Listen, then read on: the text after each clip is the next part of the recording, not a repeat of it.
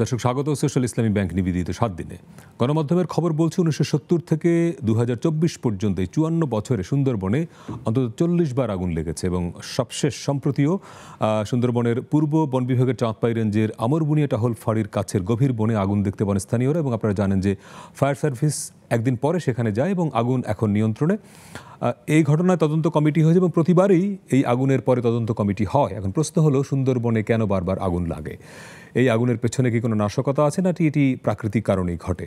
এবং এই আগুন নেভানোর জন্য আমাদের ফায়ার সার্ভিস কতটা সক্ষম? সুন্দরবন একটি বড় জায়গা, বিস্তৃত জায়গা, গভীর বন, সেখানে অনেক বন্য প্রাণী থাকে, অনেক দুর্লভ গাছ আছে, খুব সংবেদনশীল এবং খুব গুরুত্বপূর্ণ একটি জায়গা। সেখানে আগুন নেভানোর জন্য আমাদের ফায়ার সার্ভিস কতটা সক্ষম এবং স্থানীয় জনগোষ্ঠী তাদেরকে আমরা কতটা সম্পৃক্ত করতে পারি, এসব নিয়ে আজকে আমরা কথা বলতে চাই। আমাদের সঙ্গে আছেন ডক্টর মঞ্জুরুল হান্নান খান, তিনি নির্বাহী পরিচালক, নেচার কনভেনশন ম্যানেজমেন্ট, নেকম। আপনাকে স্বাগত। আমাদের সঙ্গে আছেন বাংলাদেশ ফায়ার সার্ভিসের সাবেক পরিচালক অপারেশনস AKM শাকিল নওয়াজ, এবং আমাদের সঙ্গে খুলনা থেকে যুক্ত আছেন সাংবাদিক মামুন রেজা এবং নওগাঁ থেকে আছেন সাংবাদিক হারুন আর রশিদ। মামুন রেজা, আপনাকে দিয়ে শুরু করি। সবশেষ যে আগুনের ঘটনাটি ঘটল সেটির একটি তদন্ত কমিটি হয়েছে, আমরা জানি। এই রিপোর্ট তারা দিয়েছে কিনা এবং প্রাথমিকভাবে কি জানা গেল, কিভাবে আগুন লাগলো, কোনো কিছু কি ধারণা করা যাচ্ছে বা আপনারা জানতে পেরেছেন?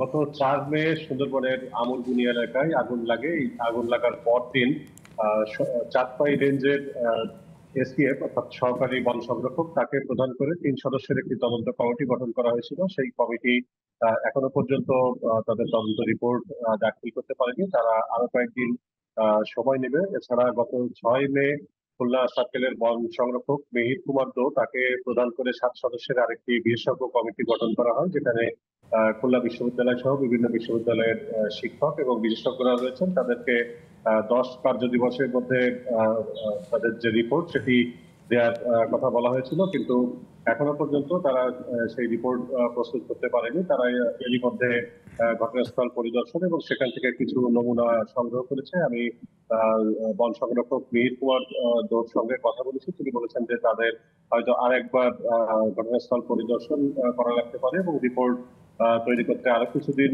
সময় লাগতে পারে। সে কারণে তারা এখনো পর্যন্ত নিশ্চিত করে বলতে পারছেন না যে আসলে কি কারণে আগুন লেগেছে। তবে প্রাথমিকভাবে তারা কয়েকটি কারণের কথা বলছেন, যে এই সময়টাতে সুন্দরবনে যারা মধু সংগ্রহ করতে যান তারা মশাল দিয়ে, ধোঁয়া দিয়ে মৌমাছি তাড়ানোর চেষ্টা করেন। সেই তাদের নিক্ষিপ্ত বা ফেলে দেওয়া মশাল থেকে আগুন লাগতে পারে। এছাড়া সুন্দরবনের মধ্যে যেসব জেলে বাওয়ালি তারা বিভিন্ন পেশার কাজে যান, তাদের যে বিড়ি সিগারেটের উৎকৃষ্ট অংশ সেখান থেকে আগুন লাগতে পারে। অথবা সুন্দরবনের যে অংশটিতে আগুন লেগেছে এবং প্রায় প্রতি বছরই আগুন লাগে, সেখানে সেই বনভূমিটা উঁচু হয়ে গেছে এবং বর্ষাকালে সেখানে পানি জমে। সেই পানি জমলে সেখানে মাছ পাওয়া যায়, সেই মাছ যাতে তারা সহজে ধরতে পারে, সে কারণে তারা আগুন লাগিয়ে ওই জায়গাটি পরিষ্কার করার একটা চেষ্টা করেন। এ ধরনের অভিযোগ রয়েছে।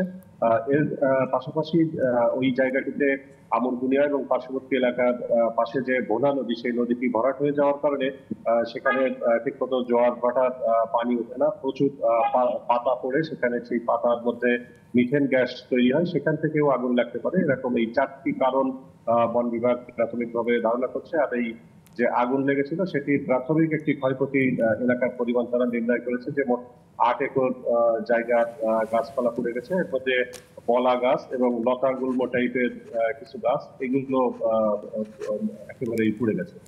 মামুন রেজা, আপনার কাছে আবার আসবো। বিশেষ করে এই যে 4টি কারণের কথা আপনি বললেন, সেটি সরকারের তদন্ত যারা করছেন ওনাদের ভাষ্য, কিন্তু সাংবাদিকদের নিজস্ব কিছু অনুসন্ধান তো থাকে। সুন্দরবনে বারবার আগুন লাগে এবং শুরু করছিলাম যেভাবে 70 থেকে এ পর্যন্ত অন্তত 40 বার আগুন লেগেছে, ফলে গণমাধ্যম কর্মীদের নিজস্ব একটা ইনভেস্টিগেশন তো থাকে।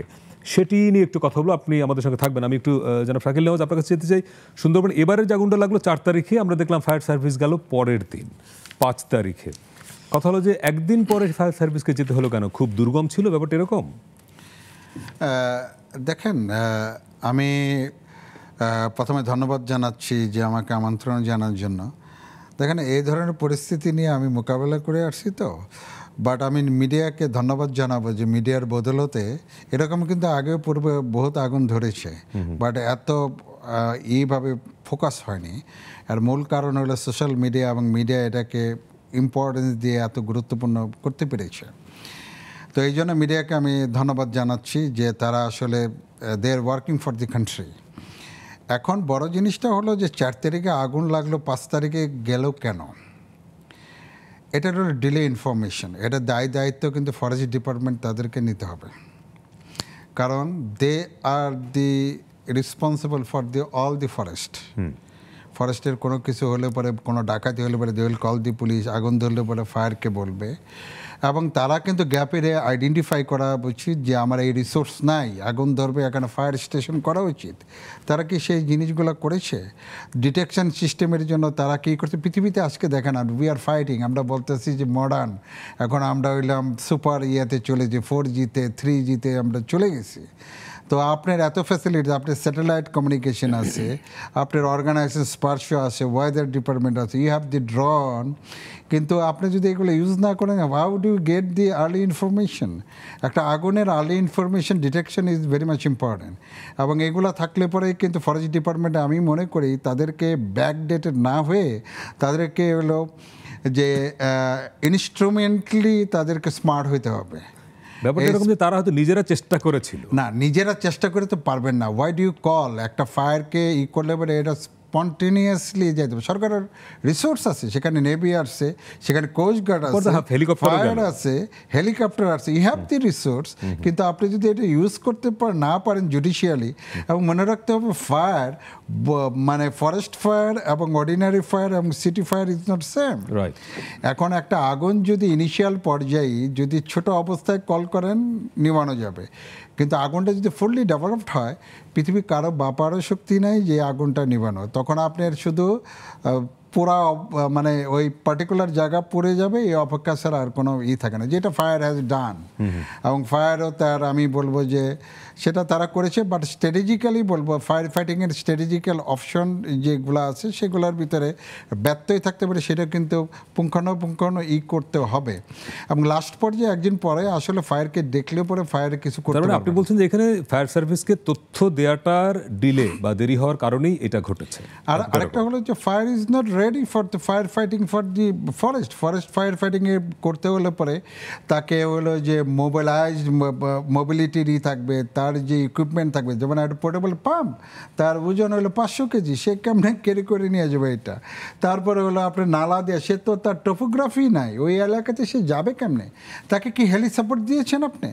আমাদের যে ডিজাস্টার মিনিস্ট্রি কিন্তু 2টা হেলিকপ্টার আছে।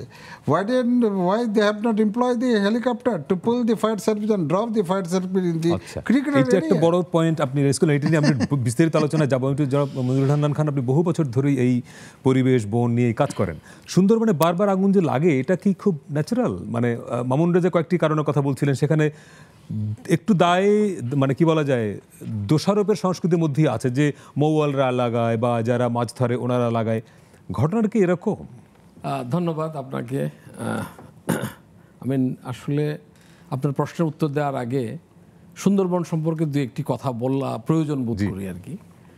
সুন্দরবনের আয়তন ধরেন 10,277 কিলোমিটার, হ্যাঁ, স্কয়ার কিলোমিটার। তার মধ্যে রাফলি 60% বাংলাদেশের, 40% ভারতের। এই সুন্দরবনে বাস করে কারা? সুন্দরবনে বাস করে এখন পৃথিবীতে যে সমস্ত প্রাণী এবং উদ্ভিদ আপনার সংকটাপন্ন হয়ে গেছে, তার মধ্যে বেঙ্গল টাইগার, যা নিয়ে আমরা সবসময় গর্ববোধ করি। আমাদের বিভিন্ন ধরুন আমাদের টাইগার হিসাবে আমাদের ক্রিকেট টিমকে টাইগার হিসেবে আমরা চিহ্নিত করি, আমরা বিভিন্ন জায়গায় এটাকে বলে বেড়াই। কাজে এইটার একটা কারণ, এটা একটা আছে। আপনার কিছু ইস্টোরাইন ক্রোকোডাইল আছে, যে লবণাক্ত পানির ক্রোকোডাইল বসবাস করে ওইখানে। কিছু আপনার গুইসাপ আছে, যেগুলো স্পেশাল গুইসাপ, অন্য কোথাও পাবেন না, সুন্দরবনে পাবেন। এটা গেল যদি প্রাণীর ক্ষেত্রে বলি আমি। আরো অনেক প্রাণী আছে, বিভিন্ন রকমের কাঁকড়া, সাপ, ব্যাঙ ইত্যাদি তো আছে। আপনি যদি উদ্ভিদের ক্ষেত্রে আসেন, দেখেন সুন্দরী, গেয়া, কেয়ারা, বলা, তারপরে হেতাল, গোলপাতা, আই ক্যান গিভ ইউ মানে থাউজেন্ডস অফ নেম, মানে আর যেগুলো চোখে দেখা যায় না, millions of species, micro species ওর মধ্যে আছে। এটা একটা জটিল বাস্তুতন্ত্র, ইকোলজি। এই সুন্দরবনের কেন আগুন লাগে, কেন আগুন লাগবে, কি কারণে লাগবে, এটা তো আমি আসতেছি। কিন্তু এই জিনিসটার কারণে এই যে সুন্দরবন একটি স্পেশাল বন, এটা কিন্তু সচরাচর বন না। আপনি কালকে আপনাকে আমি কয়েক ট্রিলিয়ন ডলার দিলেও আপনি একটা সুন্দরবন তৈরি করতে পারবেন না। আপনাকে সুন্দরবনকে তৈরি করছে প্রকৃতি। প্রকৃতি যেভাবে সুন্দরবনকে পরিচালনা করবে সেভাবে আপনাকে কিন্তু যেতে হবে। যখনই মানুষের ইন্টারভেনশন হয়েছে তখনই এই ধরনের ডিজাস্টার হয়েছে, এই ধরনের ক্ষতি হয়েছে। আগুন লাগা হতে পারে, আপনার গোলপাতা মরক লাগে, আপনার সুন্দরীতে মানে আগামরা রোগ হয়, আপনার এই যে বিভিন্ন এখন চ্যানেল ভরে গেছে, ভরে যাওয়ার ফলে ওই যে বলছে একজন বলছিল মিথেন, হ্যাঁ মিথেন একটা নেগেটিভ দিক। তো এখন এইটাকে বাংলাদেশ সরকার পৃথিবীর কাছে কিন্তু অঙ্গীকার করেছে যে সুন্দরবন হলো একটা হেরিটেজ। ইউনেস্কোতে আমরা বাংলাদেশ সরকার আবেদন করেছে সুন্দরবনকে নিয়ে, যেটা হেরিটেজ হিসেবে ঘোষণা করো। অর্থাৎ এটা কিন্তু আর এখন আর শুধু বাংলাদেশের সম্পদ না, বিশ্বের সম্পদ। এটা বিশ্বের সম্পদ, সকল মানুষের মানে এটা দেখার দায়িত্ব মধ্যে পড়েছে। একইভাবে আরেকটা ঘোষণা করেছে বাংলাদেশ সরকার, সেটা হলো রামসার সাইট। রামসার সাইট হলো আপনার 72 সনে ইরানের রামসার শহরে যে কনভেনশন হয়েছিল যে প্রাকৃতিক জলাভূমি রক্ষা করার জন্য, সেটার কারণে এখানে অনেক জলাভূমি আছে, রামসার সাইট হিসাবেও এটাকে রক্ষা করা হয়েছে। এবং প্রচুর যে সমস্ত প্রাণী অলমোস্ট বিলুপ্ত হওয়ার পথে হয়ে যাবে, পাওয়া যাচ্ছে না, তাদের বাসস্থান। তো এইটা এলো একটা পর্যায়ে। তার সাথে আছে কি মানুষের মধ্যে মানে ওই বনের উপরে নির্ভরশীল যারা বাওয়ালি, জেলে, এই 3 গ্রুপ আছে। তার বাইরে আছে আমাদের সরকারি কর্মকর্তা, তার বাইরে আছে দস্যু। হ্যাঁ, ওইখানে দস্যুরাও বসবাস করে। ওইখানে আপনার যদিও দস্যু প্রবণতা এখন অনেক কমেছে, এটার উদ্যোগ নেওয়া হয়েছে, তাদেরকে মেইন স্ট্রিমে ফেরত আনা হয়েছে। তো এটা এর বাইরে কি সুন্দরবনের কাজ, আপনাকে আপনার এই ওই এলাকাটাকে প্রাকৃতিক দুর্যোগ থেকে রক্ষা করে। বাংলাদেশকে রক্ষা করে সে। সিডরের কথা মনে থাকে, সিডরের পরে সিডর যদি সুন্দরবন না থাকতো তাহলে ওই অঞ্চলটাকে রক্ষা করা সম্ভব হতো না। শুধুমাত্র সুন্দরবন ছিল বলে সিডরের ক্ষতি এত কম হয়েছে, মানুষজনের মৃত্যু এত কম হয়েছে। এবার আসি যে সুন্দরবনকে কে আপনার মারে। সুন্দরবনে যারা যায়, এই যে বাওয়ালি মাওয়ালি বললেন, ওরা কিন্তু পূজা দিয়ে যায়। বনবিবির পূজার কথা শুনেছেন কিনা? ওরা তো বনের উপর নির্ভরশীল। তারা রীতিমতো পূজা করে, তারা এটাকে রীতিমতো তারা ওরশিপ করে, যেটাকে আমরা বলি, হ্যাঁ, এক ধরনের তপস্যা করে। যাওয়ার আগে তারা চিন্তা করে যে কিভাবে যাব, কখন যাব, কখন গেলে ভালো হবে। যে যে ধর্মের সেই ধর্মের তারা বিভিন্ন, আমরা যেমন দোয়া পাঠ করি, অন্য ধর্মের হলে তারা তাদের। এই খুবই মজার জায়গা। একটা ছোট্ট বিরতি নিয়ে এই জায়গায় এই পয়েন্টে আসবো, একটা ছোট্ট বিরতি। দর্শক, আজকে আমরা সুন্দরবন সহ দেশের বিভিন্ন বনে যে মাঝে মধ্যে আগুন লাগে সেটি নিয়ে কথা বলছি। ফিরছি একটা ছোট্ট বিরতি নিয়ে, সঙ্গে থাকবেন।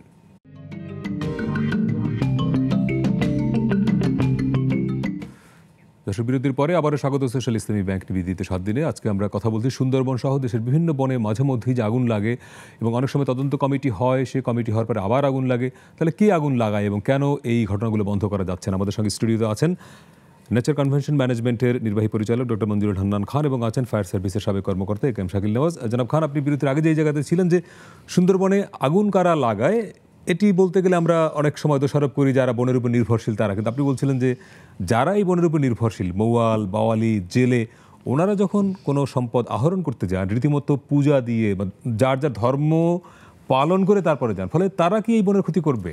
তারা জেনে শুনে করে না। এখন হতে পারে যে ভুলক্রমে যদি আপনি ওইখানে ছিলেন, মাছ ধরলেন, আপনি হয়তো একটু কিছু রান্নাবান্না করলেন, নৌকায় না করে যদি সুন্দরবনের ভিতরে কোথাও রান্নাবান্না করলেন, ভুলক্রমে যদি আপনি আগুনটা না নিভিয়ে চলে গেলেন, এটা ভুল হতে পারে। কিন্তু ইচ্ছাকৃতভাবে এই 3 যারা সুন্দরবনের উপর নির্ভরশীল, যারা যে মানুষজন, তারা ইচ্ছাকৃতভাবে কখনো সুন্দরবনে আগুন লাগাবে না। কারণ কেউ তার নিজের যে আপনার বেঁচে থাকার যে উৎস, সেটাকে নষ্ট করতে কেউ চাইবে না। কোনো অ্যানিমেলও চায় না, শুধু মানুষ কেন, কোনো প্রাণীও চায় না। দেখবেন প্রাণীর একটা টেরিটরি থাকে, প্রত্যেকটা প্রাণী। আপনি যদি একটা এক্সাম্পল দিই, কুকুর, কোন কুকুর যদি কাউকে তাড়া করতে চায়, একটা সার্টেন জায়গার পর্যন্ত যেয়ে তারপর থেমে যায়, হ্যাঁ, ওইটা হলো তার টেরিটরি। ওই টেরিটরিটা সে মেনটেন করে।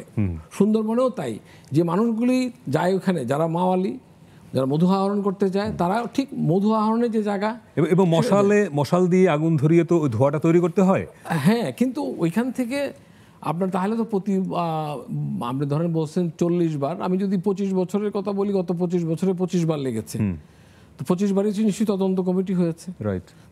তদন্ত কমিটির যে প্রতিবেদন তারা দিয়েছেন, তারা যেটা বলতেছিলেন আমাদের মামুন রেজা, যে সেখানে যে সমস্ত সুপারিশের কথা বলেছেন, আমরা কিন্তু সুপারিশগুলি বাস্তবায়ন করি নাই।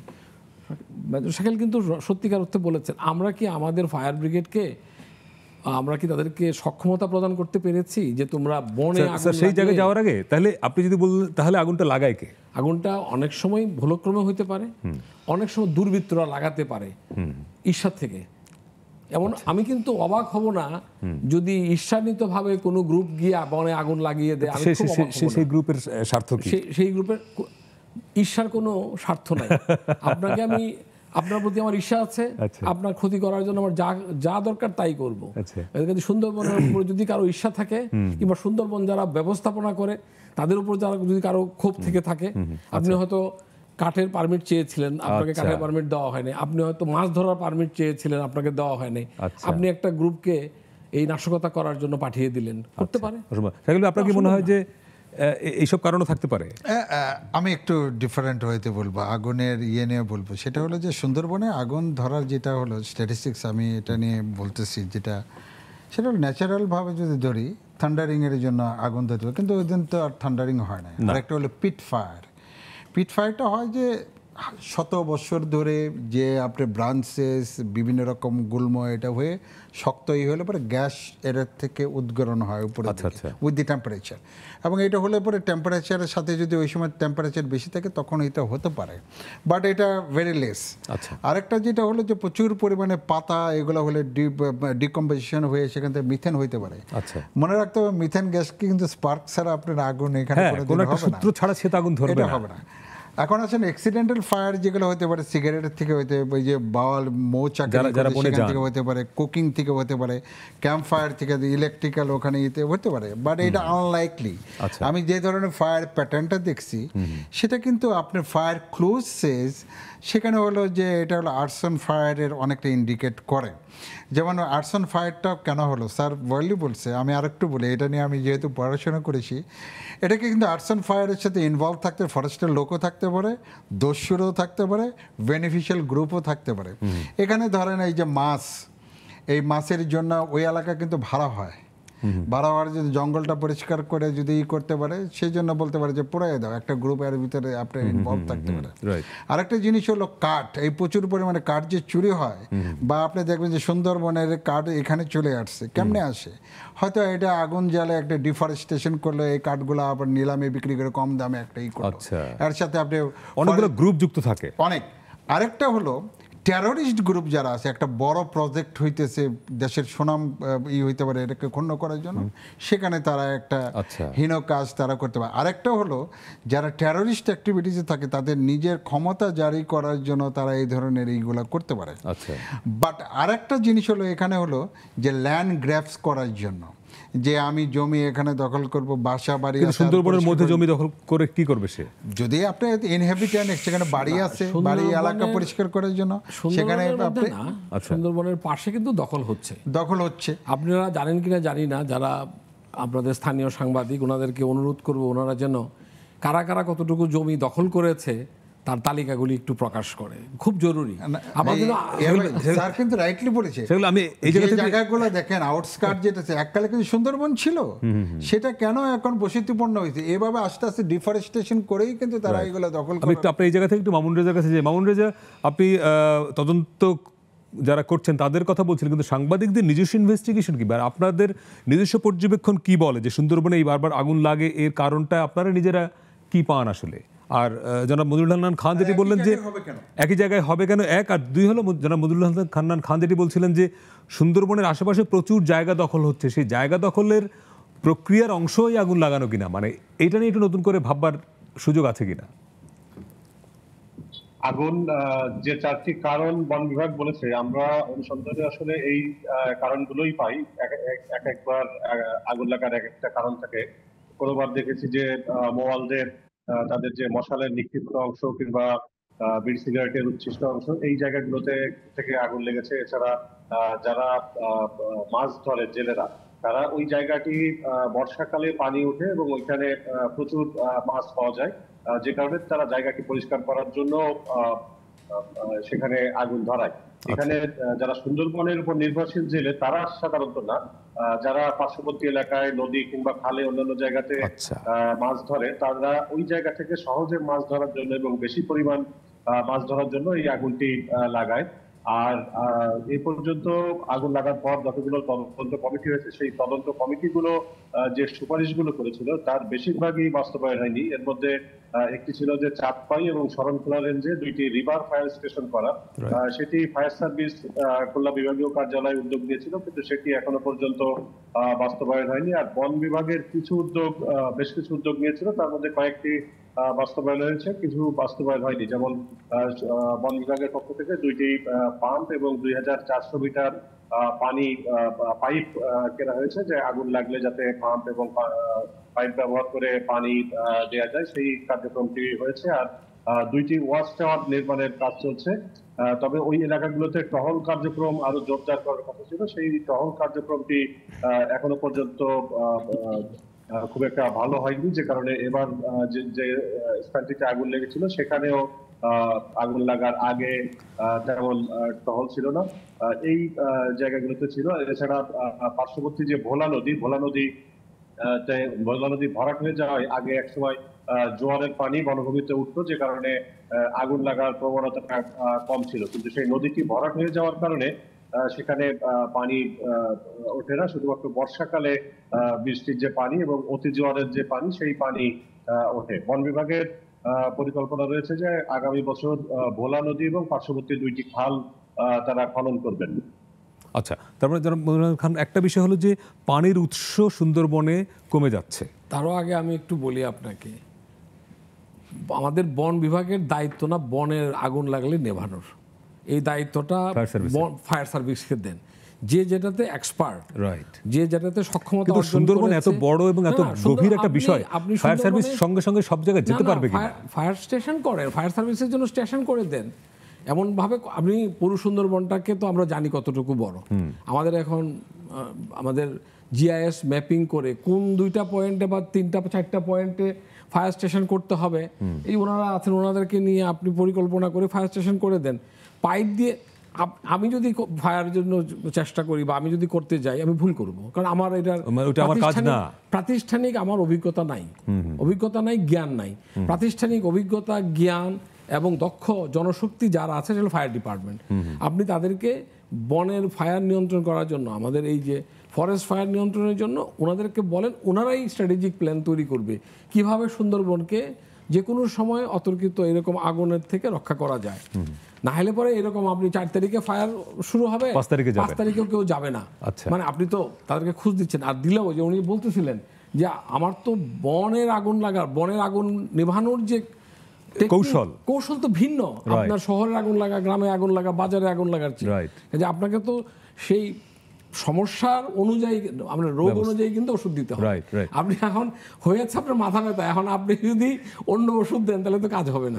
এইটা বোধহয় তাদেরকে দেওয়া উচিত। আমি আপনার অনুষ্ঠানের মাধ্যমে এটা ভালো পয়েন্ট শাকিল ভাই, আমি একটা প্রশ্ন রাখি বিরতিতে যে আপনার কাছে আসবো, সেটা হলো যে বর্তমান ফায়ার সার্ভিসের যে আমাদের সক্ষমতা বা যে লজিস্টিক্স, তা দিয়ে সুন্দরবনের ধরেন আরো বড় পরিসরে আগুন যদি লাগে, আল্লাহ না করুক, সেটা আপনি নিয়ন্ত্রণ করতে পারবেন কিনা? ডেফিনেটলি, যদি আপনি ফায়ার সার্ভিসকে এরকম রিসোর্স দেন, এই যে দেখেন আপনার কিন্তু রিসোর্স আছে এখানে। ফায়ার সার্ভিসকে দেখেন 4 তারিখে আগুন ধরলো, why the forest fail to inform, কেন এটা 5 তারিখে কেন গেল, এটা কিন্তু খতিয়ে দেখা উচিত। আগুন ধরা মাত্র আপনি কি 48 ঘন্টা আগুন কি আপনার জন্য অপেক্ষা করবে? এটা ইনস্ট্যান্টলি বলা উচিত ছিল। এখন এখানে ইনস্ট্যান্টলি বলা যে দে কুড নট আইডেন্টিফাই, তাদের কোনো ওয়াচ টাওয়ার না যে প্লুম তারা দেখবে, তাদের কোনো আপনার স্যাটেলাইট সিস্টেমের সাথে আছে রিসোর্স, কিন্তু তাদের সাথে কোনো কোঅর্ডিনেশন নাই। ড্রোন আছে, কোঅর্ডিনেশন নাই। লোকাল যেটা পাবলিক আছে তারাও কিন্তু ইনফর্ম করতে পারে, তাদের সাথে ওইরকম কিন্তু কোঅর্ডিনেশন কোলাবোরেশন কিন্তু নাই। আর্লি ওয়ার্নিং কিন্তু লোকাল সোর্সের মাধ্যমে কিন্তু আপনি পেতে পারেন। ইভেন আমাদের যে হেলিকপ্টার আসছে এরিয়ালের মাধ্যমে কিন্তু এটাই করতে পারে। এই যে আপনি দেখেন আমরা এত স্যাটেলাইট বলি আমাদের আছে, এই স্যাটেলাইট কিন্তু ভেরি ওয়েল আইডেন্টিফাই করতে পারে যে এই এরিয়ার টেম্পারেচার বাড়তেছে। এটা ড্রোনের মাধ্যমে আরও রিয়েল টাইমই পাবেন যে এখানে টেম্পারেচার বেড়ে গেছে এত ডিগ্রি, তার মানে এখানে একটা আছে। আর ওয়াচ টাওয়ারের ভেতরে আপনি রিয়েল পাবেন। ওয়াচ টাওয়ারে আপনি কিন্তু দেখেন প্রত্যেকটা সুন্দরবনের জায়গায় ওয়াচ টাওয়ার থাকলে বা সে বাইনোকুলার মধ্যে দেখলে পরে ধোঁয়া কোথায় উঠতেছে, দ্যাট ডিটেক্টস দি ফায়ার বা সামথিং এলস। তারপর লোকাল পিপল তারাও কিন্তু ভেরি ওয়েল তারাই করতে পারে।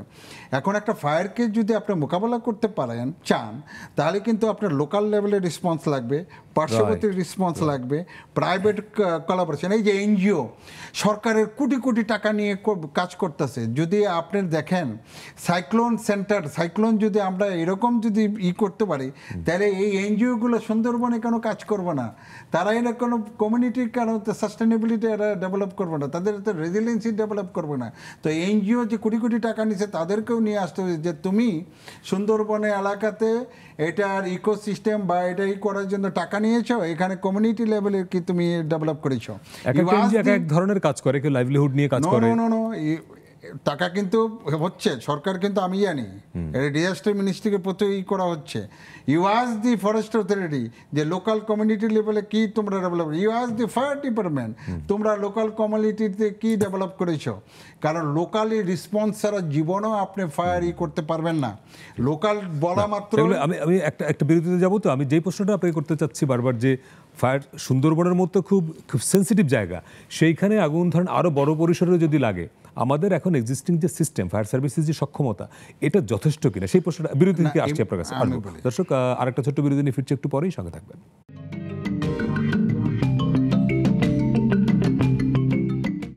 দর্শক, বিরতির পরে আবারও স্বাগত সোশ্যাল ইসলামী ব্যাংক নিবেদিত 7 দিনে। আজকে আমরা কথা বলছি সুন্দরবন সহ দেশের বিভিন্ন বনে প্রায়শই যে আগুন লাগে এবং সেই আগুনের সঠিক কারণ আসলে চিহ্নিত করা যায় কিনা। আমাদের সঙ্গে আছেন নেচার কনজারভেশন ম্যানেজমেন্টের নির্বাহী পরিচালক ডক্টর মঞ্জুরুল হান্নান খান, আছেন ফায়ার সার্ভিসের সাবেক কর্মকর্তা এ কে এম শাকিল নেওয়াজ, এবং অনলাইনে আমাদের সঙ্গে খুলনা থেকে যুক্ত আছেন মামুন রেজা এবং সাংবাদিক হারুন আর রশিদ চৌধুরী আছেন নওগাঁ থেকে।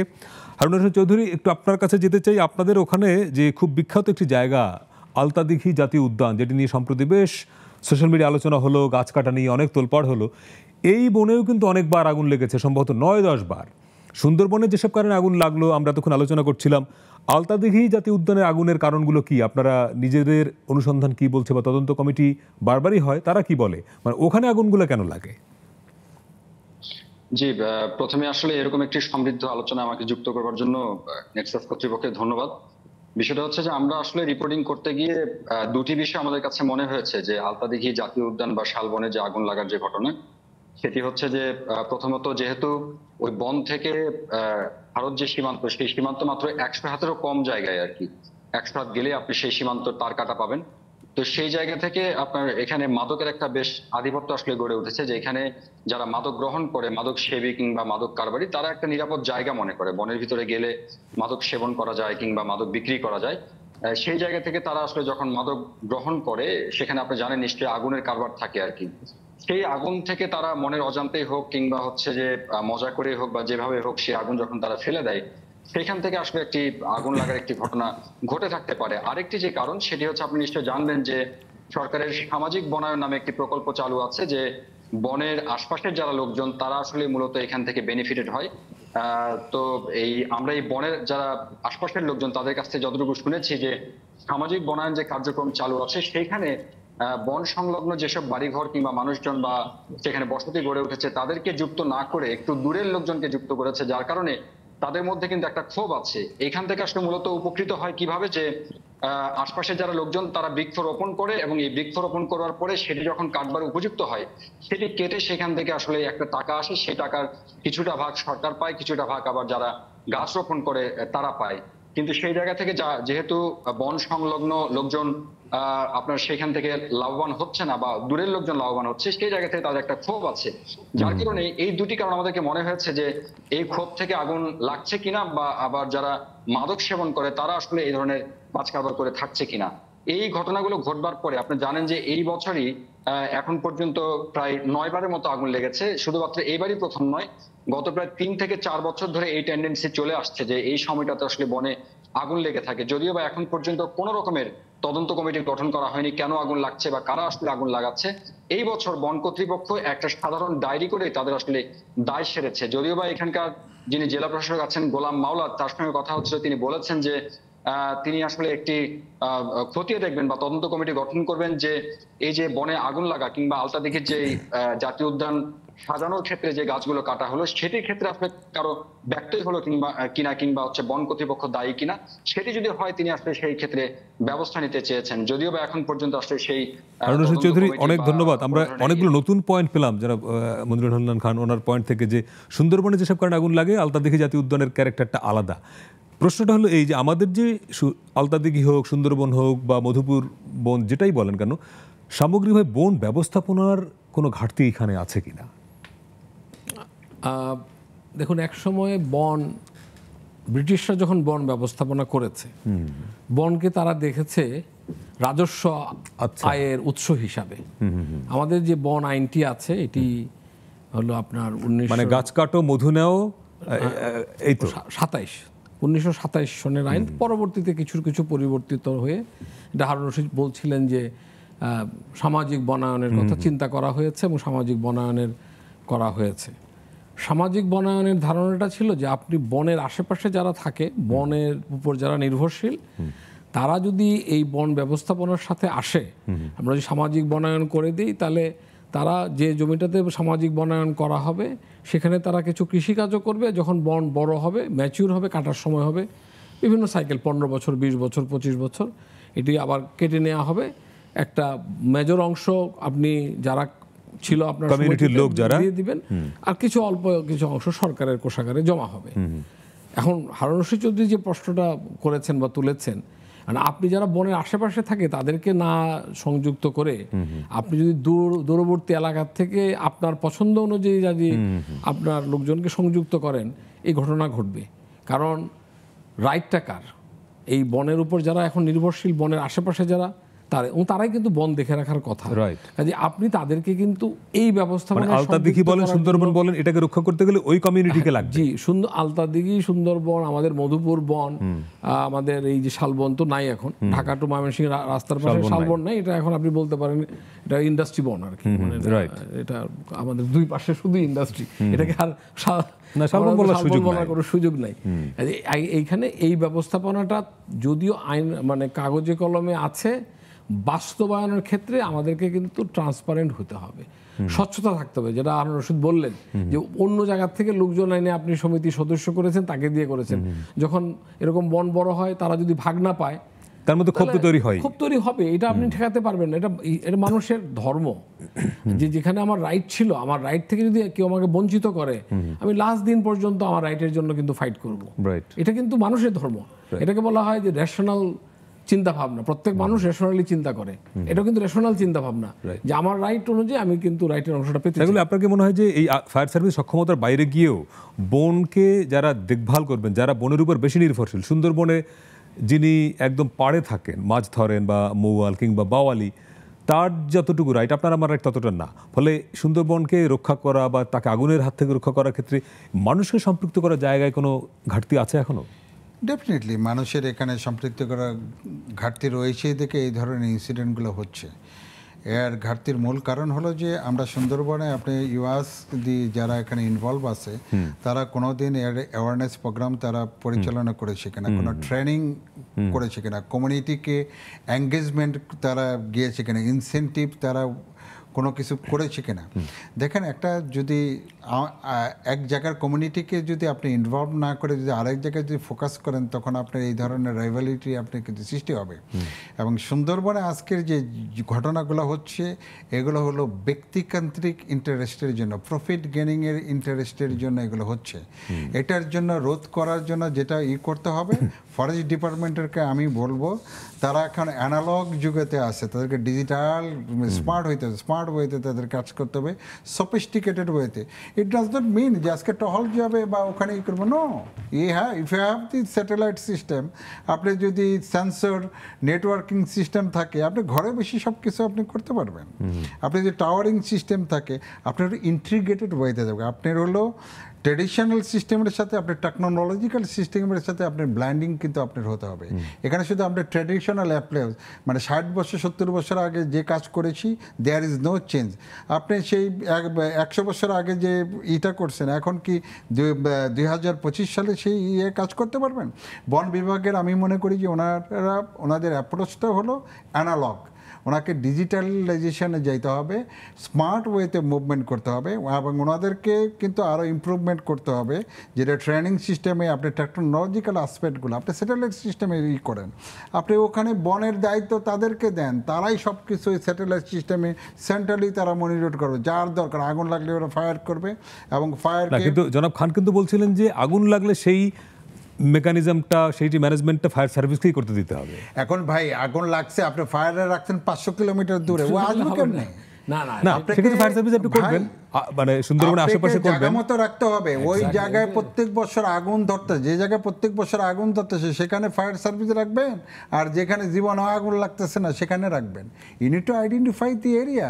এই ট্রোপোগ্রাফি হয় নাই, ফায়ার সার্ভিসকে ওই জায়গায় দেয় নাই, এবং ফায়ার সার্ভিসকে ওই জায়গায় দিলে পরে ফায়ারের যে জায়গায় রাখছে ওখান থেকে আরো 20 কিলোমিটার বনের ভিতরে, সেখানে কিন্তু যাইতে হলে এমপিভিএস ভেহিকেল লাগবে বা আমি সেই প্রশ্নটা আপনাকে করছিলাম যে এই জায়গাগুলো ইন্ট্রিগেশন শহরের মধ্যে বা কোনো একটা জায়গায় যত সহজে ফায়ার সার্ভিসের গাড়ি বা ফায়ারম্যানরা যেতে পারেন, সুন্দরবনের ভেতরে আগুন লাগলে আপনার তো হেলিকপ্টারই ভরসা। আমাকে বলেন এয়ারলিফট করে আমাদের এক্স্যাক্টলি আপনার হেলিকপ্টারই ভরসা। আপনি ফরেস্ট ফায়ারে দেখেন পৃথিবীতে, সেখানে হলো এয়ার এবং air tanker fire fighting. Forest fire নিয়ে আমার একটু কথা বলতে হবে, একটা বিরতি নিয়ে আসছে, এই জায়গাটায় আসবো। দর্শক, আর একটা বিরতি নিয়ে ফিরছি, সুন্দরবনের আগুন নিয়ে কথা বলছি, সঙ্গে থাকবেন।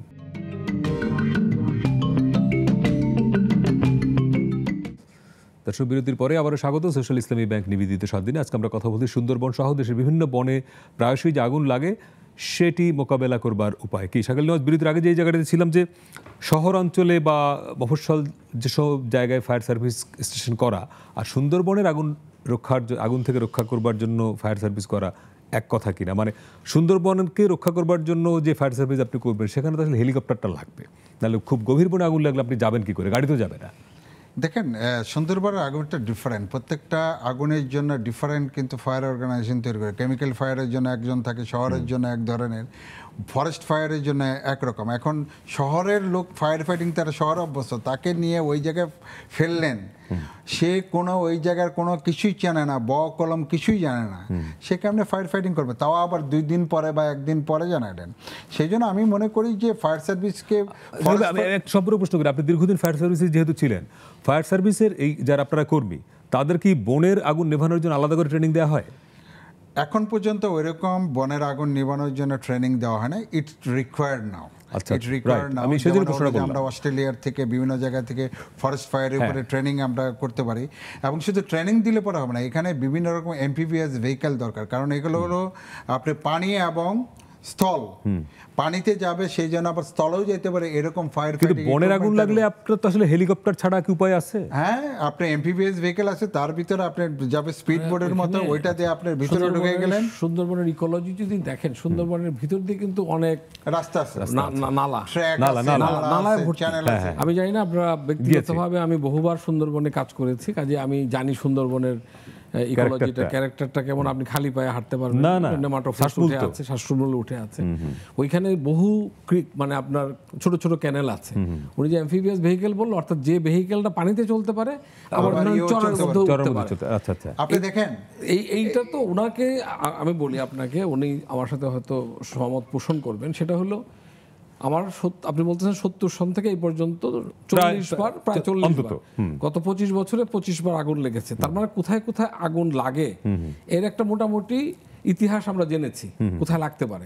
এখন আমরা যদি এটাকে আইডেন্টিফাই করে ওনাদের সাথে যদি বসে পড়ে, আমাদের বন বিভাগ, আমার ফায়ার ডিপার্টমেন্টের সাথে, যে ভাই এই হলো আমাদের আগুন লাগার চিত্র গত 70 বছরের, 50 বছরের, আমার মনে হয় আগেরও, আমার ব্রিটিশ আমলেরও তথ্য আছে।